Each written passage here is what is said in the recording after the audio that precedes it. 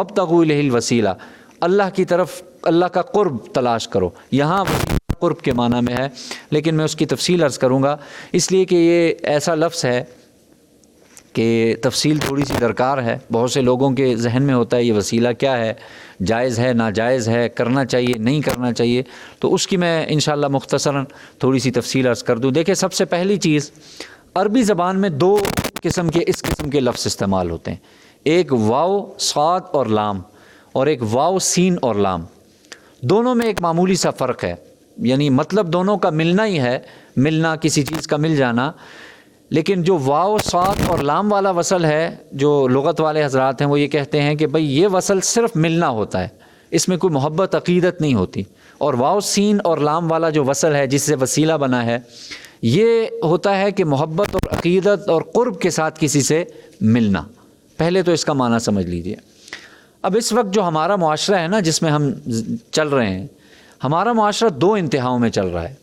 بعض لوگ ایسے ہیں، کچھ لوگ ایسے ہیں جو اس کا نام سنتے ہیں تو ان کا بلڈ پریشر ہائی ہو جاتا ہے، اور استغفر اللہ اور اس قسم کی باتیں کرتے ہیں، نا جی نا یہ تو کدھر سے جائز ہے، 100% اس کو حرام اور ناجائز قرار دیتے ہیں۔ یہ ایک انتہا ہے۔ دوسری انتہا وہ ہے جو لوگ یہ کہتے ہیں کہ بھئی وسیلے کے بغیر تو ہمارا دعا قبول ہی نہیں ہوگی، ہمارا کوئی عمل قبول نہیں ہوگا۔ یہ بھی ایک الگ یعنی ایک انتہا ہے۔ ہمیں رہنا ہے اعتدال پر، ہمیں یعنی درمیانی راہ ہے جو باقاعدہ بتائی گئی ہے، شریعت میں بتائی گئی ہے، اور پھر حضرات علماء کرام نے باقاعدہ اس کی وضاحت فرمائی ہے۔ دیکھیں اس میں بڑی زبردست ایک بات ہے، علامہ شبیر احمد عثمانی رحمہ اللہ وہ فرماتے ہیں کہ وسیلہ جو توسل ہے، یہ توسل تو ہو لیکن توسل میں تعبد نہ ہو، عبادت کی شکل نہ اختیار کرے۔ وسیلہ جائز ہے، تو میں عرض کر رہا تھا کہ وسیلے میں توسط ہونا یعنی برابر رکھنا، درمیان میں رکھنا، اور وسیلے میں تعبد نہ ہو، تو یہ وسیلہ جائز ہو جائے گا۔ اب میں نے عرض کیا نا کہ دو انتہاؤں میں ہم چل رہے ہیں۔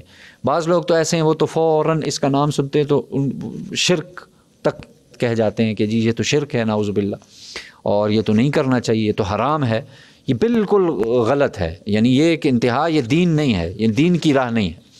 اور اللہ معاف کرے، ویسے بھی میں عرض کروں کہ کم سے کم اپنے جو الفاظ ہیں ان کی ادائیگی یا ان کا انتخاب میں بہت احتیاط کیجیے۔ میں آپ کو بتاؤں، یعنی شرک کہہ دینا بلا جھجک اور کسی کو مشرک قرار دے دینا اور حرام کہہ دینا، دیکھیں اس میں شریعت کا پہلو سامنے ہونا چاہیے۔ ہم لوگوں کے اپنے پیٹ کی بات نہیں ہے، اپنی خواہش نہیں ہے کہ بھئی اس کو حرام قرار دو، اس کو حلال قرار دے دو، اس کو شرک بہت بڑا ظلم ہے، اور آج آئے دن ہر شخص کسی پہ مشرک کا فتویٰ لگا رہا ہے، کسی پہ کفر کے فتوے لگا رہا ہے۔ اللہ قرآن میں فرماتے ہیں ان الشرک لظلم عظیم، شرک بہت بڑا ظلم ہے، اللہ نہیں معاف کریں گے شرک کو۔ اور ہم دیکھ لیں ہماری زبانوں سے، دیکھیں امام ابو حنیفہ رحمہ اللہ فرماتے ہیں نا، ان کا قول ہے، وہ فرماتے ہیں کہ بھئی کسی کے اندر اگر غالباً 95 یا 99 صفات کفر کی دیکھو تم، اور ایک صفت یا 5 صفت اس کے اندر ایمان کی دیکھو، تو اس پہ اس کے یعنی ایمان والا ہونے کا پھر حکم لگایا جائے گا کہ یہ شخص مسلمان ہے، ایمان والا ہے۔ صرف 5 صفات یا ایک صفت، تو ہاں ہمارے ہاں تو میں نے عرض کیا کہ دو انتہاؤں میں چل رہے ہیں، دائیں جانب ہے تو بس دائیں جانب ہے، اور جو بائیں جانب ہے وہ بائیں جانب ہے۔ ہم نے اعتدال میں رہنا ہے۔ اب میں عرض کروں گا اس کے حوالے سے۔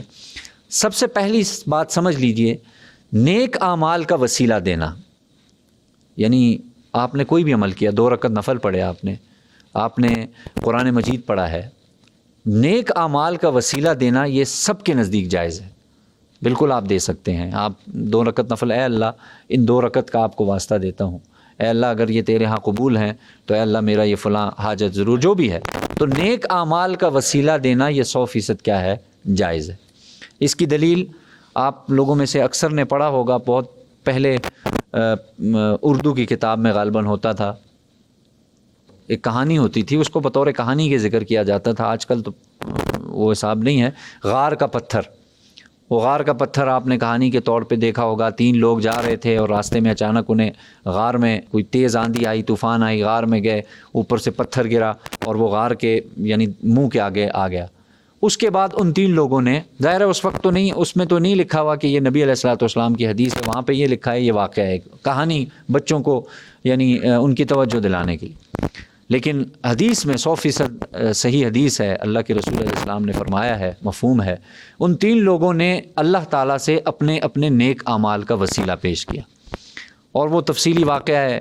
ایک نے ماں باپ کی خدمت پیش کی، ایک نے جو ہے نا بدکاری سے بچا تو اس نے وہ پیش کر دیا، اسی طریقے سے تیسرے نے جو معاملات کا تھا اس نے وہ پیش کر دیا۔ تو تینوں نے اپنا اپنا نیک عمل کا، اے اللہ اگر یہ نیک عمل تیرے ہاں قبول ہے تو اے اللہ ہمارے لیے راستہ بنا دے۔ تو حدیث میں آتا ہے کہ جب پہلے شخص نے وسیلہ پیش کیا تو تھوڑا سا پتھر سرکہ جگہ سے، جب دوسرے نے پیش کیا تھوڑا اور سرکہ، اور جب تیسرے نے پیش کیا تو بالکل ہی یعنی راستہ بن گیا شخص کے گزرنے کا۔ تو 100% حدیث سے ثابت ہے۔ اس لیے نیک اعمال کا وسیلہ آپ پیش کر سکتے ہیں، اللہ کے سامنے رکھ سکتے ہیں، اور جائز ہے 100%۔ مسئلہ یہاں پہ آتا ہے کیا ہم لوگ کسی افراد کا یا اشخاص کا وسیلہ پیش کر سکتے ہیں کہ اللہ آپ کو آپ کے پاک نبیوں کا واسطہ، آپ کو نبی علیہ الصلوۃ والسلام کا واسطہ، آپ کو نیک لوگوں کا واسطہ، جو تیرے نیک بندے ہیں ان کا واسطہ۔ اصل مسئلہ یہاں پہ آ جاتا ہے، اور یہیں پہ آ کے میں نے عرض کیا کہ بعض لوگ اس کو شرک تک لے گئے اور انہوں نے کہا یہ تو شرک ہے، یہ تو اللہ کے ساتھ شریک ٹھہرانا ہے، اور بعض لوگ لے گئے اس کو بالکل کہ بھئی اس کے بغیر تو ہماری کوئی دعا ہی قبول نہیں ہوتی۔ میں نے عرض کیا دونوں غلط ہیں، دونوں انتہاؤں سے ہٹنا ہے۔ اصل اعتدال کا راستہ بڑا زبردست ایک بات ارشاد فرمائی ہے علامہ انور شاہ صاحب کشمیری رحمہ اللہ، بہت بڑے اللہ نے حدیث کا جو خدمت انہوں نے کی اور اللہ نے جو حدیث کو کھولا ان پر، اور وہ ایک یوں سمجھ لیجئے کہ ایک عجیب انسان تھے۔ اللہ تعالیٰ نے جو حافظہ دیا تھا، جو اللہ تعالیٰ نے جو ان کو سمجھ دی، فقاہت دی تھی، پھر محدث بھی تھے، تو انہوں نے بڑی زبردست ایک مثال سے بات سمجھائی ہے۔ اس سے پہلے میں یہ عرض کر دوں کہ اشخاص کا وسیلہ دینا بھی جائز ہے، نبی علیہ الصلوۃ والسلام کا وسیلہ دینا بھی جائز ہے، اور اس طریقے پر نیک لوگوں کا وسیلہ دینا بھی جائز ہے۔ وہ فرماتے ہیں کہ بھئی دیکھو اللہ تعالیٰ نے نماز فرض کی، اللہ تعالیٰ نے روزہ فرض کیا، اللہ تعالیٰ نے حج اور زکوٰۃ فرض کیا، ان سب کا وسیلہ آپ اللہ کو دے سکتے ہیں۔ میں نے نماز پڑھی ہے، میں نے حج کیا ہے، میں نے زکوٰۃ دی ہے، میں نے روزہ رکھا ہے، اے اللہ یہ نیک عمل اگر تیرے ہاں قبول ہے تو میری فلاں حاجت، میری فلاں دعا قبول فرما دے۔ وہ علامہ کشمیری فرماتے ہیں جب ان نیک اعمال کا وسیلہ دینا جائز ہے تو افسوس یہ ہے کہ دیکھو نماز کا نماز ہونا یہ اللہ کے رسول صلی اللہ علیہ وسلم سے ہمیں پتہ چلے۔ اللہ نے تو قرآن میں فرمایا نماز قائم کرو، اللہ نے قرآن میں فرمایا رکوع کرو، اللہ نے فرمایا سجدہ کرو، کیسے کرو یہ اللہ کے رسول علیہ الصلوۃ والسلام سے پتہ چلا۔ اللہ نے فرمایا اے ایمان والو روزہ فرض ہے، روزہ رکھو، کیسے روزے کا روزہ ہونا یہ ہمیں پتہ چلا ہے اللہ کے رسول صلی اللہ علیہ وسلم سے۔ حج میں یہ کرو یہ نہ کرو، یہ کرنا یہ نہیں کرنا، احرام باندھ کے جاؤ، فلاں فلاں جتنی بھی ہے، اللہ نے تو ایک حکم مومنین پر جن میں سے جو استطاعت رکھے بیت اللہ کی اسے چاہیے کہ وہ کیا کرے، حج کرے۔ ساتھ اللہ نے دوسرے پارے میں ارشاد فرما دیا کہ صفا مروہ کے درمیان سعی کرے، اور کچھ چند چیزیں اللہ نے بیان فرما دی۔ باقی حج کا حج ہونا، یہ کرنا ہے یہ نہیں کرنا، یہ کس سے پتہ چلا؟ آپ صلی اللہ علیہ وسلم کی ذات عالی سے۔ روزہ ہے، حج ہے، زکوٰۃ ہے، کیسے دینی ہے، سال بعد دیں، یہ ساری چیزیں میں نے عرض کیا کہ ان کا ہونا ہمیں پتہ چلے گا کس سے؟ نبی صلی اللہ علیہ وسلم کی ذات۔ تو علامہ کشمیری فرماتے ہیں کہ دیکھو بھائی جس ذات سے نکلنے والے اعمال کا وسیلہ دینا جائز ہے، اس ذات کا وسیلہ دینا کیسے ناجائز ہو سکتا ہے؟ بات سمجھیے گا، یعنی جس ذات کے ذریعے سے ہمیں پتہ چلا کہ یہ نماز ہے، یہ روزہ ہے، یہ حج ہے، یہ زکوٰۃ ہے، جب ان کے وسیلے ہم دے سکتے ہیں ان اعمال کے، تو جس ذات سے یہ اعمال نکلے ہیں آپ صلی اللہ علیہ وسلم کی ذات عالی، ان کا وسیلہ دینا کیوں ناجائز ہوگا؟ بات واضح ہو گئی۔ تو اس سے پھر یہ بات پتہ چلی کہ نبی صلی اللہ علیہ وسلم کی ذات عالی، اسی طریقے سے اللہ کے نیک بندے ہیں، وہ ان کا وسیلہ دینا جائز ہے۔ لیکن میں یہاں حکم عرض کر دوں، وسیلہ دینا نہ واجب ہے نہ فرض ہے، یعنی اس اعتبار سے کوئی لازم نہیں ہے۔ میں اس لیے دونوں باتیں عرض کی ہیں۔ بعض لوگ اس سمجھتے ہیں کہ لازم ضروری ہے، اس کے بغیر آپ کی دعا قبول نہیں ہوگی، اور بعضوں نے تو ان کا میں نے جواب دے دیا کہ جنہوں نے شرک تک پہنچا دیا اور جنہوں نے کہا حرام ہے اس طریقے پر۔ تو عرض کرنے کا مقصد یہ ہے کہ وسیلہ اور توسل اللہ تعالیٰ کے نیک بندوں سے، انبیاء کرام سے، نبی صلی اللہ علیہ وسلم کی ذات عالی سے وسیلہ یعنی کرنے سے مراد یہ ہے کہ ان کا وسیلہ پیش کرنا یہ کیا ہے؟ جائز ہے۔ اور حکم میں نے عرض کر دیا کہ فرض واجب نہیں کہ ہر دفعہ ہی کرو، یہ کوئی ضروری نہیں، کبھی کر لیں کبھی چھوڑ دیں آپ، کوئی ایسا مسئلہ نہیں، لیکن لازم پکڑنا کہ نہیں اس کے بغیر تو دعا نہیں ہوگی، فلاں نہیں ہوگا فلاں، یہ کوئی یعنی یہ اعتدال نہیں ہے، یہ دین نہیں ہے، ایک بات۔ دوسری بات دیکھیں، وسیلہ ایک راستہ ہے، اللہ کے قرب کا ایک راستہ بھی ہے۔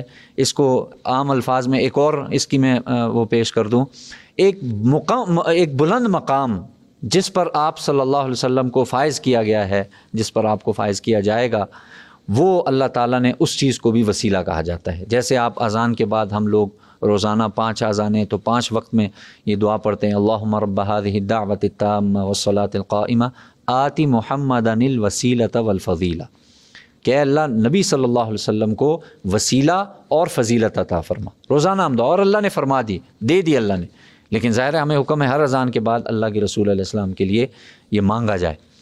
تو وسیلہ وہ مقام بلند ہے، بلند ترین مقام ہے جس پر جو اللہ نے اپنے حبیب صلی اللہ علیہ وسلم کے لیے رکھا ہے، یہ جو ہم اذان میں مانگتے ہیں۔ تو اب اس کے حوالے سے بعض روایتوں میں آتا ہے، حضرت عمر رضی اللہ تعالیٰ عنہ کے زمانے کا دور تھا، اور حضرت عمر کے بارے میں آپ کے علم ہے، وَأَشَدُّهُمْ فِي أَمْرِ اللَّهِ عمر، اللہ کے حکموں میں سب سے سخت ترین آدمی کون ہے؟ آپ علیہ السلام خود فرما رہے ہیں، اور یہ خطبے میں پڑھا جاتا ہے جمعے کے، کہ سب سے سخت یعنی سب سے اللہ کے یعنی حکموں میں کوئی ذرہ برابر لچک دکھانے والے نہیں تھے۔ ان کے بارے میں ان کے زمانے کا واقعہ ہے، ان کے دور میں بارش نہیں ہوئی تھی، مدینہ میں بہت عرصہ ہوا تھا، یعنی کچھ وقت گزر چکا تھا، بارش نہیں ہوئی۔ تو حضرت عمر رضی اللہ تعالیٰ عنہ خود تھے یا کسی اور کے ذریعے سے حضرت عمر نے یہ کروایا تھا کہ آپ صلی اللہ علیہ وسلم کے چچا، بعض روایتوں میں آتا ہے آپ کے چچا حضرت عباس رضی اللہ عنہ، بعض روایتوں میں آتا ہے آپ کے چچا کے بیٹے حضرت عبداللہ ابن عباس، جن کے بارے میں آپ علیہ السلام نے دعا فرمائی تھی، اے اللہ اس کے سینوں کو قرآن کے علم کے لیے کھول دے، جن کو کہا جاتا ہے مفسر قرآن۔ تو ان دونوں میں سے کوئی ایک حضرت عمر رضی اللہ تعالیٰ عنہ نے دعا کی تھی ان کی موجودگی میں، کہ اے اللہ پہلے تیرے حبیب پاک صلی اللہ علیہ وسلم موجود ہوتے تھے تو اے اللہ ان کے نورانی چہرے کی برکت سے ہم دعا کرتے تھے تو اے اللہ تو قبول فرماتا تھا، بارش برساتی تھی۔ آج وہ ہم میں نہیں ہے، لیکن اے اللہ ان کے خاندان کے، ان کے قریبی چچا یا ان کے چچا کے بیٹے عبداللہ ابن عباس موجود ہیں، اے اللہ ہم ان کے نورانی چہروں کی برکت سے ہم تجھ سے دعا مانگتے ہیں، اے اللہ تو اپنا کرم اور فضل فرما اور ہم پر رحمت کی بارش نازل فرما۔ تو تھوڑی دیر کے بعد اللہ کی طرف سے بارش شروع ہو گئی اور ٹھیک ٹھاک بارش برسی۔ تو بعض روایتوں میں تو اس سے پتہ چلا کہ نیک لوگوں کا وسیلہ دیا جا سکتا ہے۔ تو آج جو میں نے ایک بات آپ کو سمجھائی ہے وہ اس اعتبار سے یہ ہے، لوگ میں نے عرض کیا کہ اعتدال کی راہ سے ہٹ چکے ہیں اور نبی علیہ الصلوۃ والسلام کی ذات کو بحث کا ذریعہ لوگوں نے بنا دیا ہے۔ میں آپ سے یہ گزارش کروں گا، اللہ کے رسول کی ذات کو بحث کا ذریعہ نہ بنائیں۔ آپ صلی اللہ علیہ وسلم کی ذات عالی کو کبھی بھی بحث کا ذریعہ نہ بنائیں، یعنی بحث نہ بنایا جائے، یہ ہوگا یہ نہیں ہوتا، ایسے تھے ایسے نہیں تھے۔ ہاں آپ کے کمال ذکر کیے جائیں، آپ کا جمال ذکر کیا جائے، آپ میں یہ کمال تھا، یہ کمال تھا، یہ کمال تھا، آپ صلی اللہ علیہ وسلم کے یہ جمال تھے، یہ ذکر کیے جائیں، یعنی اور یہ باتیں کہ آپ کو بحث کا ذریعہ بنا دینا، آپ یہ تھے کہ نہیں تھے، آپ وہ تھے کہ، اشارہ میں دے رہا ہوں، یہ اس وقت ہم لوگ، یہ امت ان چیزوں کی متحمل نہیں ہے، یہ بات ذہن میں رکھ لیں۔ تو اس لیے اب خود لوگ جتنے آپ احباب سن رہے ہیں نیت کر لیں، آپ علیہ السلام کی ذات عالی کو بحث کا ذریعہ کبھی بھی ہو رہی ہے، آپ وہاں سے اٹھ جائیں، نکل جائیں۔ ظاہر ہے آپ صلی اللہ علیہ وسلم کی اور بہت سی ایسی چیزیں جن پہ عمل نہیں ہو رہا اور آپ کی ذات کو بحث کا ذریعہ بنا دیا گیا اور نعوذ باللہ بس خود ہی لگے ہوئے لوگ۔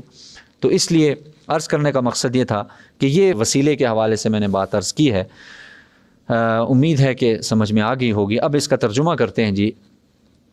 یا ایھا الذین آمنوا اتقوا اللہ، اے ایمان والوں ڈرو اللہ سے، وابتغوا الیہ الوسیلہ، اور تلاش کرو اللہ تعالیٰ کی طرف قرب، اس کی طرف کیا ہے؟ قرب، یعنی قرب ڈھونڈو۔ میں نے عرض کیا تھا وسیلہ وہ ہے جس میں قربت بھی ہو، جس میں محبت بھی ہو، اور وصل صاد کے ساتھ وہ ہے جو صرف ملنا ہے۔ تو حکم دیا کہ اللہ کی طرف کیا تلاش کرو؟ وسیلہ تلاش کرو۔ وجاہدوا فی سبیلہ، اور جہاد کرو اللہ کے راستے میں، لعلکم تفلحون، تاکہ تم کیا ہو؟ کامیاب ہو جاؤ۔ ظاہر ہے یہ سارے اللہ کے قرب کے طریقے ہیں۔ سب سے پہلے اللہ سے ڈرنا، پھر اللہ کی کوئی قرب کی راہ تلاش کرنا اور اللہ کے راستے میں جہاد کرنا، یہ سب کیا ہیں؟ اللہ کے کیا ہیں؟ قریب ہونے کے ایک اللہ نے راستہ بتایا ہے تاکہ تم کیا کرو؟ فلاح